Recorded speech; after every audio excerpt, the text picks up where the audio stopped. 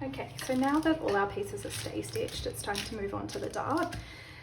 Something about in the false patterns you may have noticed is that we have our marking is within the dart. So we don't put a marking at the end of the dart, we put it within the dart. So it's 1.2 centimeters back from the dart point. The reason for this is how it's done in industry. Normally because you would be marking this with an actual puncture through the fabric. If you were sewing in production. So then by the time you sew the dart to the dart tip, the marking would be enclosed in the dart. So we obviously don't puncture the fabric in home sewing, but that's the main reason for it. So if you're sewing in the false pattern, you'll notice the drill hole. So that's what we call it, a drill hole, even though we're not actually making a hole in the fabric, but we do make a hole in the pattern. The drill hole is always marked with a circle and it's back from the tip of the dart.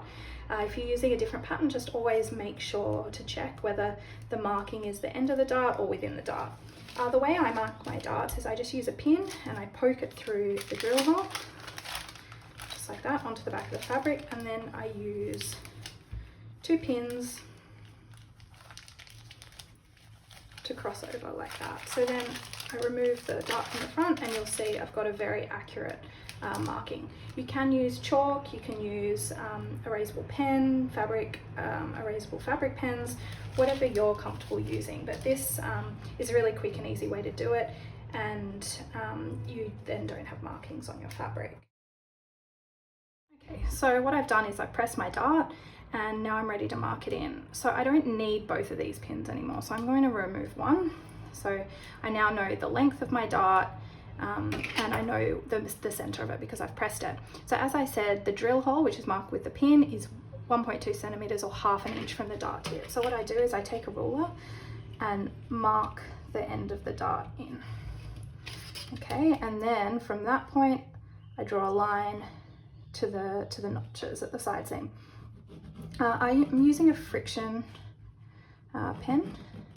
They can be erased by using the iron, but make sure you check your fabric. So just grab a scrap of fabric, scribble on it, and then iron it to make sure it can be removed, because sometimes it can leave a little bit of a residue, which you don't want. You can also use chalk, you can use an erasable fabric pen. There's a few options, but this is my kind of go-to because the lines are really precise and it doesn't leave, you know, any chalky residue. So once that's marked in, then I'll just pin along my dart. So I flipped my dart, my piece over. So when I was pinning out my darts, I had it this way. I flipped it over. The reason for this is when you're sewing a dart, you want to be sewing from the end of it to the tip. Okay, so that will just make it easier to finish a dart off at the end. When you get to the end, there's kind of different methods people have for how to finish a dart. I just sew to the end and backstitch. There are people out there who believe you shouldn't backstitch at the end of a dart, so that's also an option. What you do in that case is you leave your threads long, you don't backstitch, and then you tie a knot with those loose threads. So that can make a smoother transition from the end of the dart to your bust. So have a play, you might find that way gives you a nicer finish, it's up to you. The other thing to keep in mind is I mark my darts as a straight line, mainly because I have a small bust. So there isn't a huge transition from the dart to my bust. But if you have a larger bust, you may want to mark the end of the dart with a curve. Okay, so a smooth transition that goes from the tip of the dart to about here, you would have a curved line before it goes into the straight line. Because what we're doing is we're making, we want a nice smooth curve. Your bust is a curve. So making the end of the dart a curve can help for the dart to match the contours of your body. So that's something to also think about. If you haven't sewn darts before, you might just want to trace that section of the pattern onto some fabric, to some calico, and just have a play. It's a good idea to find out how you like to sew your darts because there are different ways of doing it.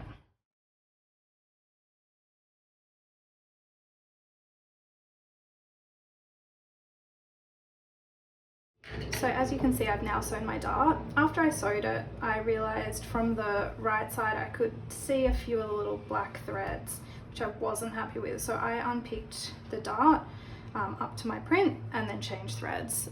So this is the definition, I think, of slow sewing, but I like those little touches like that, so that when I wear this, I'll be really happy with it.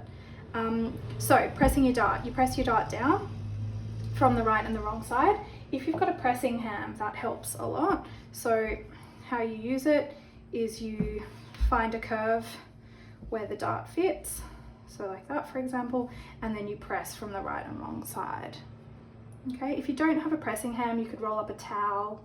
I'm sure there's some clever ways that you can make a shape like this that doesn't involve a pressing ham. There's also patterns online. If it's something you would like, you can sew one up and stuff it.